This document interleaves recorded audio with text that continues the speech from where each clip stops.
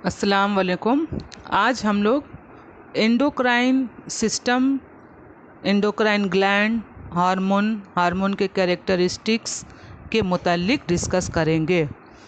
Endocrine system बाकी system की तरह, जैसे क्लास 9 में हम लोगों ने पढ़ा circulatory system, digestive system, excretory system, immune system.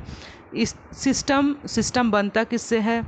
System बनता है ऑर्गन से, ऑर्गन बनते हैं टिश्यूज़ से, टिश्यूज़ बनते हैं सेल से। तो एंडोक्राइन सिस्टम जाहिर सी बात है क्या बनेगा? ऑर्गन से बना है। एंडोक्राइन सिस्टम हम लोगों के जिस्म में पाए जाने वाले बहुत सारे एंडोक्राइन ग्लैंड्स हैं।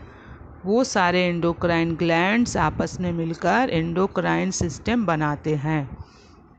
एंडोक्राइन ग्लैंड का मतलब होता है बेनली गिल्टियाँ। इन गिल्टियों से जो रतूबत खारिज होता है उसे हम लोग हार्मोन कहते हैं। हार्मोन क्या है? हार्मोन एक केमिकल सब्सटेंस है, केमियाई मादा है। ये बहुत कम मिक़दार में हमारी बॉडी में बाअमल होते हैं। ये किसी अमल की शुरुआत नहीं करते बल्कि मुख्तलिफ़ अज़वाती अमाल पर असरअंदाज होते हैं।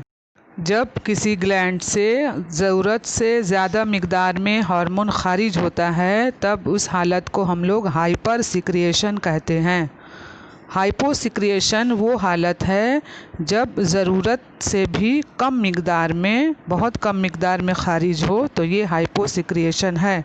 दोनों ही सूरतों में जिसमें अलग अलग तरह की परेशानी या ख़तरा हो सकता है। हम लोगों के जिस्म में बहुत सारे एंडोक्राइन ग्लैंड्स हैं। उनमें से ख़ास चंद गिल्टियों का नाम हम लोग देख लेते हैं क्या क्या है।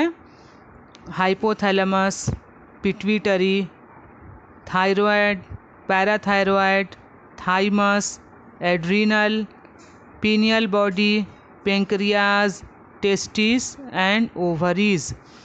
इसमें से 3 ग्लैंड लास्ट में जो है पेंक्रियास, टेस्टिस एंड ओवरीज, ये मिक्स्ड ग्लैंड कहलाते हैं।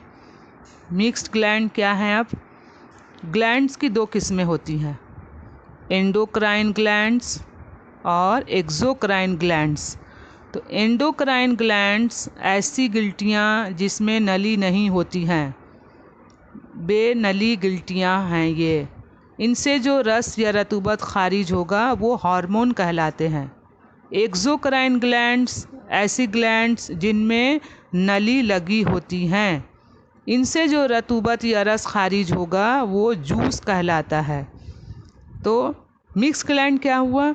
जिन गिल्टियों में बैक वक्त एंडोक्राइन और एक्सोक्राइन दोनों ही गिल्टियों की खुसूसियत पाई जाती हैं, उन्हें हम लोग मिक्स्ड ग्लैंड कहते हैं।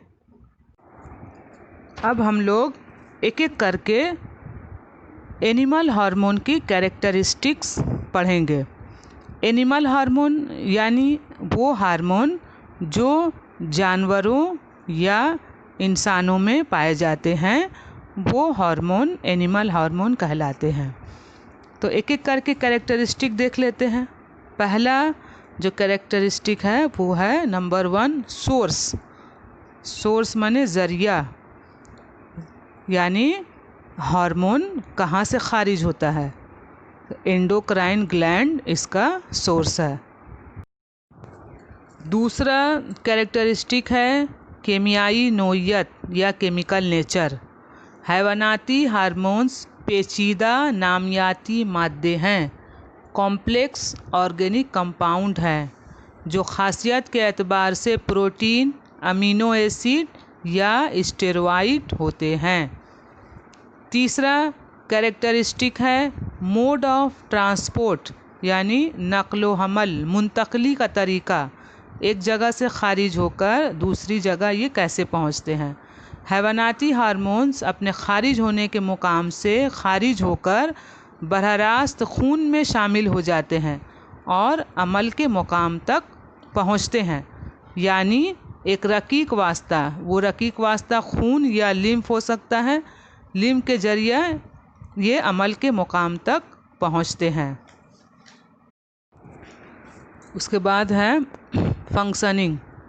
हार्मोन जिस्म के मेटाबॉलिक एक्टिविटीज़ को रेगुलेट करता है या कंट्रोल करता है और बहुत ही कम मिकदार में ये बाअमल होता है। उसके बाद है फेट ऑफ हार्मोन्स। हार्मोन का अंजाम, काम होने के बाद हार्मोन ख़त्म हो जाते हैं और जिस्म से खारिज हो जाते हैं। ज़्यादातर हैवानाती हार्मोन्स ट्रॉफिक हार्मोन्स होते हैं, यानी ये जिस जगह से खारिज होते हैं वहाँ से दूर जाकर अमल करते हैं। ये जिस अज़ू या गिल्टी पर अमल करते हैं उन्हें टारगेट ऑर्गन कहा जाता है। जैसे TSH यानी थायराइड स्टिमुलेटिंग हार्मोन का टारगेट ऑर्गन है थायराइड ग्लैंड। खून में शामिल होने के बाद हार्मोन तो जिस्म के अलग अलग हिस्से में पहुंचते हैं, लेकिन किसी ख़ास ऑर्गन पर ही असरअंदाज होते हैं, क्योंकि टारगेट ऑर्गन पर रिसेप्टर्स लगे हुए होते हैं। रिसेप्टर स्पेसिफिक होते हैं जो किसी ख़ास हार्मोन को ही बाइंडिंग या रिसेप्टर के साथ वो हार्मोन बाइंड होता है। उम्मीद करती हूँ आप लोगों को ये वीडियो समझ आया होगा। फिर इंशाअल्लाह दूसरे वीडियो के साथ मुलाकात होगी।